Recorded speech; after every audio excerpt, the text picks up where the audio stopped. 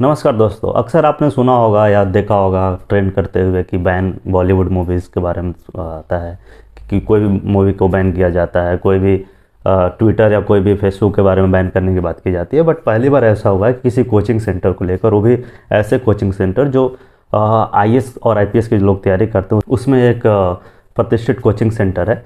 तो हाल ही में आपने नोटिस किया होगा कि बैन दृष्टि आईएएस करके एक ट्रेंड चल रहा था ट्विटर पे। उनमें से बहुत पॉपुलर कोचिंग सेंटर है ये। तो अक्सर आपने ये सब ट्रेंड देखा होगा। बट हाल ही में एक ऐसा ट्रेंड शुरू हुआ है कि ट्विटर पर आप देख सकते हैं जाकर कि बैन दृष्टि आईएएस करके आ रहा है। तो ये ऐसा क्यों हो रहा है, आईएएस के बारे में पता करते हैं। आपने विकास सर का वीडियो कहीं ना कहीं आपने ज़रूर सोशल मीडिया पर देखा होगा। वो बहुत ही अच्छे टीचर हैं जो आईएएस की क्लासेस लेते हैं, आईएएस की प्रिपरेशन करवाते हैं। तो उनका द्वारा एक कथित है, अपने क्लास में पढ़ाते समय एक वाक्य उन्होंने बोला है, जो कि उन्होंने खुद से नहीं बोला है, कोई अपना कॉपी करके या कुछ अपना मनगढ़ंत ऐसा कुछ नहीं बोला है। जो किताबों में लिखा गया है वो उसी को बोलते हैं। तो उनका शब्द ये है कि जब राम रावण का युद्ध होता है और उसमें विजय के बाद जब सीता पहली बार राम से मिलती हैं तो राम कहते हैं सीता से, हे सीते, मैं ये युद्ध आपके लिए नहीं लड़ा, मैं ये युद्ध अपने कुल और ख़ानदान के लिए लड़ा हूँ।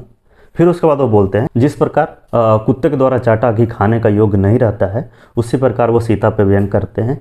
ऐसा उस वीडियो में दिखाई देता है जो हाल ही में ट्रेंड हो रहा है। तो ये वीडियो में क्या है कि इसको पूरा नहीं दिखाया गया है, इस वीडियो को कुछ पार्ट को कट करके दिखाया गया है। हालांकि उसमें वो बताते हैं कि ऐसा वो नहीं बोल रहे हैं, ऐसा वो बोलना भी नहीं चाहते हैं। बट कहीं ऐसे हमारे ग्रंथ हैं, कोई ऐसे कल्ट है जहाँ पे ऐसा बोला गया है। उन्होंने उसके बाद वो भी ये भी क्लियर किया है कि ऐसा राम नहीं बोल रहे हैं, वो लेखक के द्वारा ऐसा बोला जा रहा है। फिर भी कई ऐसे लोग हैं जो इसको बिना सत्य को परखे हुए इसको रिट्वीट कर रहे हैं, इस पर अपना प्रतिक्रिया दे रहे हैं। कई ऐसे क्रिकेटर हैं, पूर्व क्रिकेटर हैं, जिन्होंने बदतमीज तक कह दिया है। कुछ ऐसे लीडर हैं जो उस पर अपनी प्रतिक्रिया दे रहे हैं। बट कुछ ऐसे यूट्यूबर्स हैं या महान हस्तियाँ हैं जो उनके सपोर्ट में भी आ रहे हैं। वो उनको बता रहे हैं कि आप पहले पूरा वीडियो देखिए फिर उस पर रिएक्ट करें। जैसे कि एक आप नामी यूट्यूबर का नाम ले सकते हैं, तो ध्रुव राठी हैं, जो उन्होंने ट्वीट किया है और उनका सपोर्ट किया है। अब बेसिकली ये विवाद उत्पन्न हुआ है, तो इसके बारे में हम पूरी डिटेल में जानते हैं। तो देखिए, कोई भी जो हिंदू धर्म को पालन करता है वो वाल्मीकि रचित रामायण है उसको फॉलो करते हैं, उसको मानते हैं।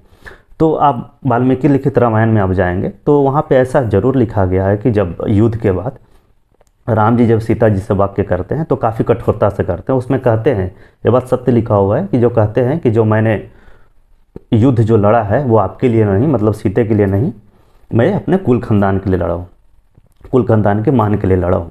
बट उसके तुरंत बाद वो दूसरा वाक्य है, दूसरा श्लोक है, उसमें वो बोलते हैं कि मुझे सीता पर पूरा भरोसा है, पूरा यकीन है, मैं ये सब समाज के दिखाने के लिए या फिर समाज के लिए मैं कर रहा हूँ, पर मुझे सीता पूर्ण विश्वास है।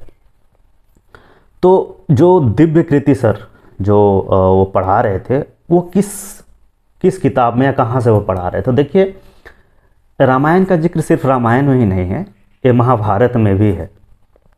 एक वाक्य है जब पांडवों को वनवास हो जाती है और युधिष्ठिर मार्कंड ऋषि से मिलते हैं और उनसे पूछते हैं कि इतना सही होने के बावजूद भी, इतना सही कर्म करने के बावजूद भी इतना कष्ट मुझे झेलना पड़ रहा है,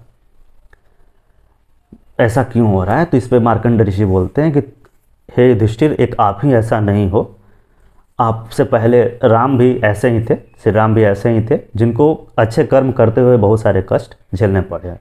और वहीं पे वाक्य आता है, तो मार्कंड ऋषि द्वारा जब वो महाभारत में रामायण का प्रसंग को जब युधिष्ठिर को सुनाया जाता है तो उस समय ऐसा है। और इसके बाद भी दिव्य कृति सर ने ये बोला है कि ऐसा लेखक के द्वारा बोला गया है, राम ने ऐसा नहीं बोला है।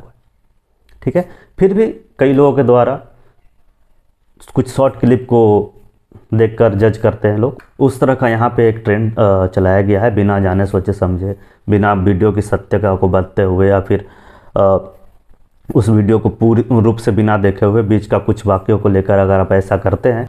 दोस्तों, जब कुछ इस तरह के वाक्य आपके कल्ट में, आपके ग्रंथ में लिखे होते हैं, तो आप इस पे बिना जाने समझे, बिना देखे हुए और बिना पढ़े हुए विवाद उत्पन्न करना एक सही नहीं होता है। आप पहले उसको पढ़ें, उसके बारे में जानकारी प्राप्त करें, फिर उसके बारे में चेक करें कि क्या बोला गया कथन उस ग्रंथ से मैच करता है। हालांकि सर ने किताबों में दिखाया है, वो अपने मन से कुछ नहीं बोल रहे थे, फिर भी कई लोगों के भावना भावना को हाथ पहुंचा है।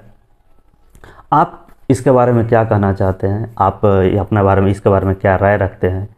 आप हमें ज़रूर बताएं। धन्यवाद।